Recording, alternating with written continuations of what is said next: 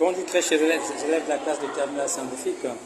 Aujourd'hui, nous allons traiter un exercice qui va nous permettre de déterminer la valeur exacte d'un angle qui n'est pas particulier. En l'occurrence, ici, il s'agira de déterminer la valeur exacte du cosinus et du sinus de 7π sur 12. Alors, on nous guide pour ce travail-là.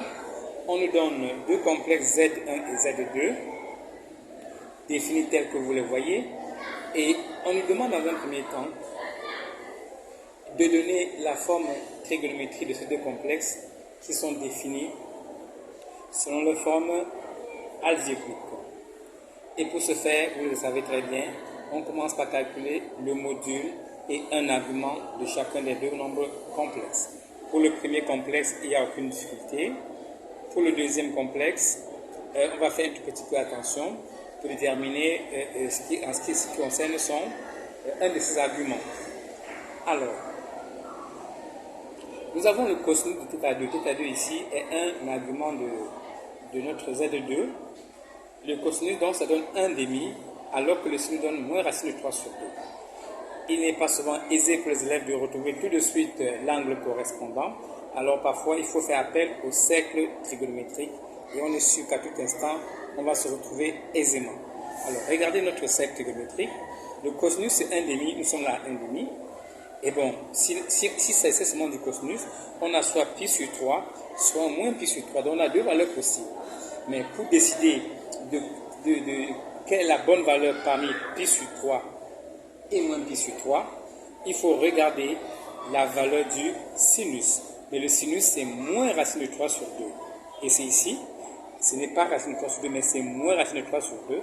Donc, le cosinus est donc 1,5 et le sinus est moins racine de 3 sur 2. Donc, notre angle, c'est moins π sur 3. D'où notre θ2, c'est bien moins π sur 3.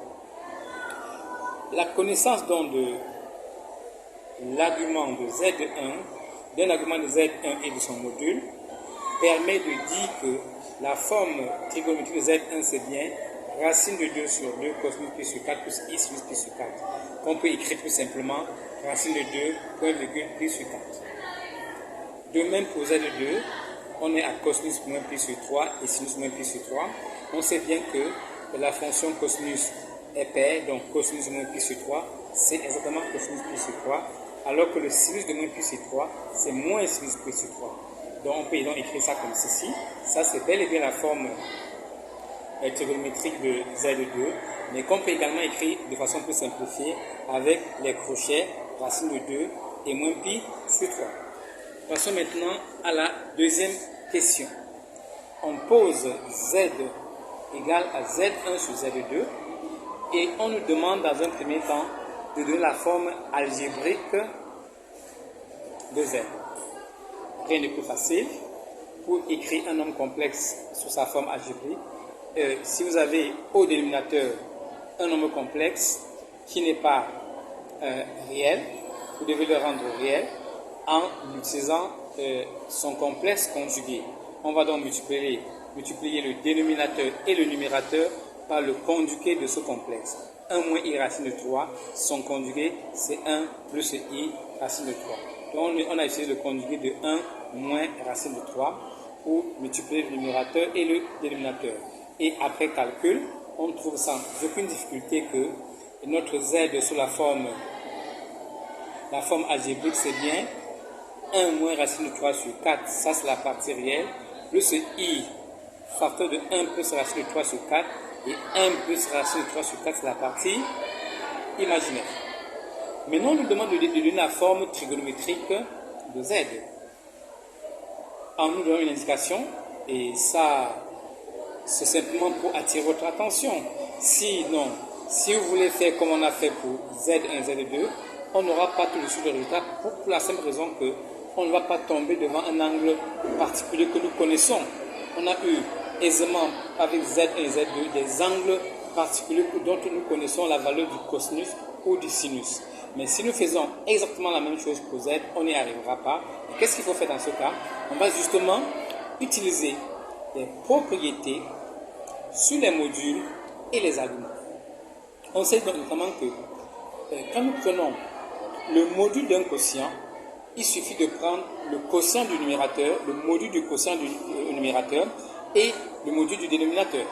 Donc quand nous voulons calculer le module d'un quotient, nous prenons le module du numérateur et le module du dénominateur. Alors que pour les arguments, on prend l'argument du numérateur moins l'argument du dénominateur. En faisant comme ceci, eh bien, on aura un calcul un peu simplifié parce que nous connaissons déjà les deux modules. On va donc faire le rapport et faire la différence des deux arguments. Et ce qui nous permet d'écrire racine de 2 sur 2, c'est donc le rapport des modules. Et puis sur 4 moins, ce moins, c'est le moins pour indiquer qu'on prend l'argument du numérateur moins l'argument du dénominateur. Et moins fois moins donnant plus. Après calcul, on trouve aisément que la forme trigonométrique de Z de façon simplifiée, c'est racine de 2 sur 2, 7pi sur 12, que nous pouvons écrire convenablement en écrivant racine de 2 sur 2, parenthèse, cosinus 7pi sur 12, plus i, sinus 7pi sur 12. Mais qu'est-ce qui se passe à ce niveau? Mais il se passe justement que nous avons deux expressions de grand Z. Une expression de grand Z sous la forme algébrique et une autre sous la forme trigonométrique. Et on sait bien que deux complexes sont égaux si ils ont exactement la même partie réelle et la même partie imaginaire. C'est donc ce qu'on va faire par identification. Comme Z a deux écritures sous la forme algébrique, on va donc identifier les parties réelles et les parties imaginaires. D'où notre système, on peut donc écrire que par identification, racine de 2 sur 2 cos 7 pi sur 12 est bien égal à 1 moins racine de 5 sur 2. Et bien on a pris la partie réelle de la forme trigonométrique égale à la partie réelle de la forme algébrique. On a fait également pareil pour la partie imaginaire. Et il ne reste plus qu'à faire des petits calculs. Et ces petits calculs, on sait le faire. Nous voulons plutôt le cosinus de 7 pi sur 12. Il ne nous reste plus qu'à faire quoi? Eh bien, le coefficient de 7 pi sur 12, on va donc justement diviser le second par ça. Et diviser un quotient par un quotient, c'est multiplier le quotient par l'inverse du deuxième. Et c'est ce qu'on obtient ici. Et en rendant rationnel le dénominateur, on obtient aisément cette écriture. Et après simplification, et en développant racine de 2 par cette expression, et aussi au niveau du sinus, on obtient sans aucune difficulté que, en réalité, la valeur exacte de cosinus 7 pi sur 12, c'est bien racine de 2 moins racine de 6, le tout sur 4, alors que le sinus, c'est racine de 2 plus racine de 6, le tout sur 4. Voici comment on arrive à déterminer, grâce au complexe, la valeur exacte d'un angle qui n'est pas particulier. Une dernière question pour que l'élève comprenne très bien, puisqu'on lui dit tout le temps que un argument, on dit le module, mais on dit un argument. Parce qu'un nombre complexe a une infinité d'arguments. Dès que vous avez un argument d'un nombre complexe, chaque fois que vous ajoutez 2 capi, vous avez un autre argument. Et donc, on veut voir si l'élève comprend et interprète cette notion en lui demandant de démontrer que moins 65 pi sur 12 est aussi un argument de grand Z qu'on a trouvé que c'était 7 pi sur 12. Il faut démontrer que moins 65 pi sur 12 est aussi un argument de grand Z. Mais qu'est-ce que l'élève doit faire? Justement, il doit comprendre cette notion de l'argument plus de capi. Donc, comme nous connaissons déjà un argument de grand Z, c'est bien 7 pi sur 12.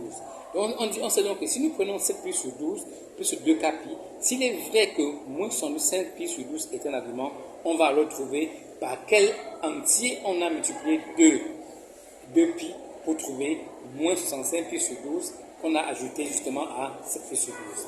Et donc, on résout une équation tout simple où l'inconnu sera donc K. Et aucune difficulté, on renvoie d'un côté les termes qui ne comportent pas l'inconnu. On va donc isoler déjà K en simplifiant par pi partout. On aura donc 2K. Comme c'est déjà au même dénominateur, on va simplement les calculer avec le numérateur. Et on a aisément 2K égale à moins 62 sur 12, c'est-à-dire 2K égale à moins 6. Ça veut dire K égale à moins 3. Donc 2pi a été multiplié par moins 3 pour ajouter à 7pi sur 12. Mais en effet, on peut vérifier que si nous faisons 7pi sur 12 moins 6pi, eh bien, le calcul nous donne bel et bien moins 65pi moins 65 pi sur 12. Je reprends. Si nous calculons 7 pi sur 12 moins 6 pi, on obtient bel et bien moins 65 pi sur 12. Ça veut dire que moins 65 pi sur 12 est aussi un argument de grand Z. Autrement dit, ça montre bien que quand nous avons un argument, eh bien, tous les arguments qu'on va ajouter de pi resteront les arguments de notre Z. C'est pour ça qu'on dit un argument d'un nombre complexe. On ne dit pas l'argument, mais un argument, parce qu'il y a bien d'autres arguments. On a une infinité d'arguments pour un nombre complexe. Merci pour votre attention et à la prochaine.